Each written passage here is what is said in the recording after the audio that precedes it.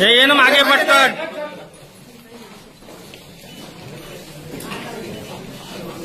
समोर सरकार आहे सगळ्यांनी असं वाचव अरे असं अरे काय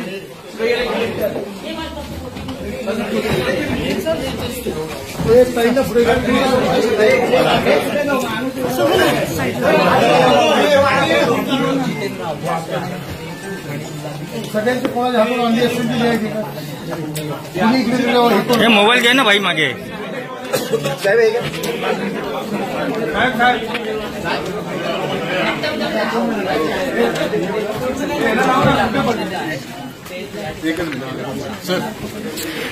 साहेब साहेब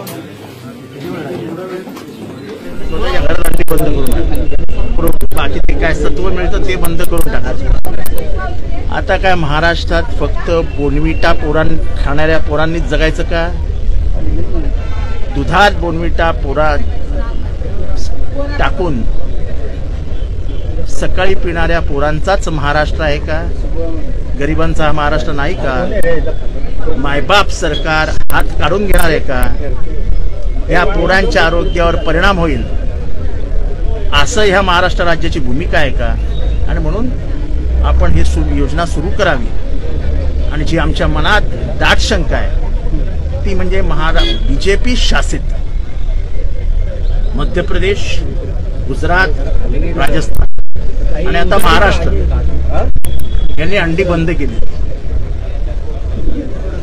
आणि त्याचबरोबर दक्षिणेतली जी राज्य आहेत कर्नाटक, तामिळनाडू, आंध्र प्रदेश, केरळ यांनी अंड्यांचं प्रमाण वाढवलंय। हा कुठेतरी छुपा अजेंडा तर आपण नाही ना मनुवादाचा?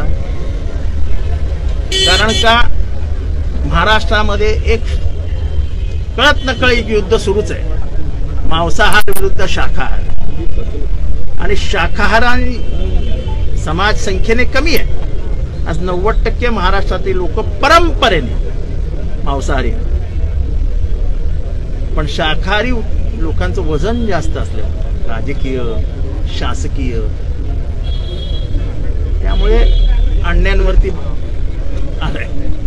तेव्हा शासनाने हे मांसाहारी शाकाहारी हे सगळं बंद करावं आणि ज्याच्यातनं विटॅमिन्स प्रोटीन्स सगळं जे मिळतं ते अन्न सुरू करावं। आणि त्याला जगभरातनं तज्ञ सांगतात अंडासारखा पर्याय। तर ब्राह्मणवाद देखील तुम्ही असं म्हणलंय, एकंदरीत काय एकंदरीत आता असं आहे की हे शाकाहारी येतो कुठनं, हा वाद येतो कुठनं? ज्याला ते खाऊ द्या ना। आता शाळेत पण तुम्ही हे सुरू करणार का?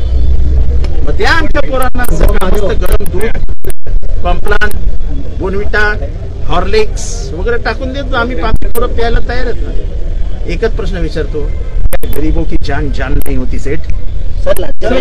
आम्ही 50 रुपये कापतो आहोत आणि ते आमच्या छोट्या भावांना देतो, लाडक्या बहिणी नाही म्हणणार? लाडक्या बहिणींना सांगा 50 रुपये कापून आम्ही छोट्या भावांना आमच्या अंडी देणार आहोत, त्या लाडक्या बहिणी प्रेमा खातर देतील।